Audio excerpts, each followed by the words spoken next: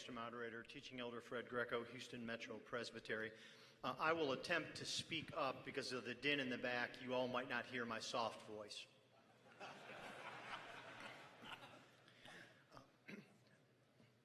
I am indeed the original author of not only the original overture, but of the amendments that show in the as amended recommendation from the Overtures Committee. 34.1 has been attempted to be amended several times. I think it's at least two, maybe three, over at least a decade. And so the product that you have before you does not simply come from my mind.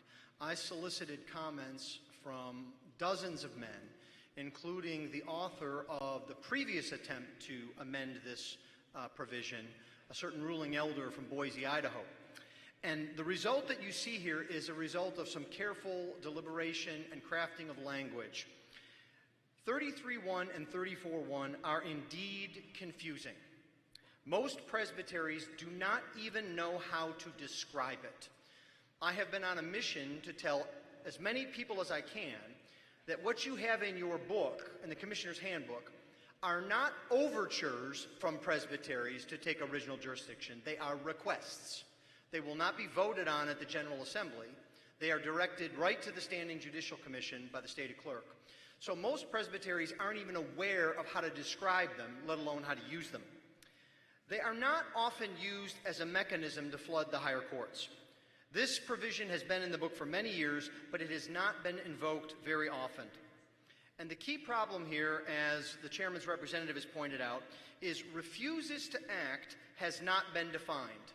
Some define refuses to act as act constitutionally. Some define it as act at all. Make a phone call was how it was defined about 15 years ago. Or it could be defined as to act properly. And the problem with that is there is no provision as to how this should be defined, and it is up to the current court of the Standing Judicial Commission to set this very key standard. This overture gives clarity. Does not indict, not fails to indict, but does not indict is a crystal clear standard. It also prevents original jurisdiction from being taken during trials, because an indictment would have taken place, and it prevents double jeopardy, because if a man has been indicted and acquitted, the presbytery or the session did not indict, so that standard is not met. The overture also has the benefit of making provisions 33.1 and 34.1 identical. If you look in your current book, they're not the same. And for all the lawyers and repenting lawyers in the room, that drives us insane. Because how do you interpret this? Do you interpret 34.1 in light of the language of 33.1 or the reverse? Which is controlling? Again, this brings clarity. The raising of the standard to 10% is intended to provide a check against excessive use.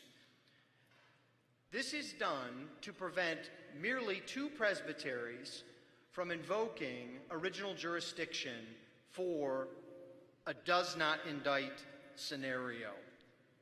The final sentence is intended both to provide a mechanism to pay for the inevitable costs associated with original jurisdiction, and it also provides accountability for the lower courts who would invoke this provision too quickly.